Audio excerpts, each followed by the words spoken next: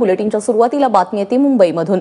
मुंबईच्या चर्चगेट रेल्वे स्थानकावरती मुलीचा विनयभंग केल्याची घटना घडलेली आहे। 8 जुलैची ही घटना सीसीटीव्हीत कैद झालेली आहे आणि त्या सगळ्या संदर्भात पोलिसांनी कारवाई केलेली आहे। तरुणीने आरोपीला पकडलेला आहे। चर्चगेट स्थानकावरची ही घटना आपण पाहू शकतोय। सीसीटीव्ही मध्ये कैद झालेली आहे ही घटना। तरुणीचा विनयभंग या मुलाने केलेला होता आणि त्याच वेळी धावत जाऊन त्या तरुणीने त्या मुलाला पकडलं देखील आहे।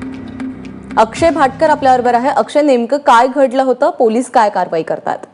ही जी घटना आपण बघतोय 8 जुलैची घटना आहे आणि या 8 जुलैच्या घटनेमध्ये आपण त्या सीसीटीव्ही मध्ये आपल्याला सरळ दिसते की हा जो मुलगा आहे तो मुलगा या प्लॅटफॉर्मवर उभ्या असणाऱ्या त्या मुलीचा विनयभंग करतोय आणि हे जो सीसीटीव्ही आहे त्या सीसीटीव्ही आता समोर आलेला आहे आणि या सीसीटीव्ही मधून पोलिसांनी कारवाई केली आहे। ही जी मुलगी आहे ती मुलगी आपण बघू शकतो की ती किती धाडस आहे त्याच्यामध्ये। तिने स्वतः त्या मुलाला पकडलं आणि पोलिसांना दिलेलं आहे। एकूणच हा जो मुलगा आहे तो मुलगा 16 वर्षांचा आहे, अल्पवयीन आहे असं देखील आता समोर येते।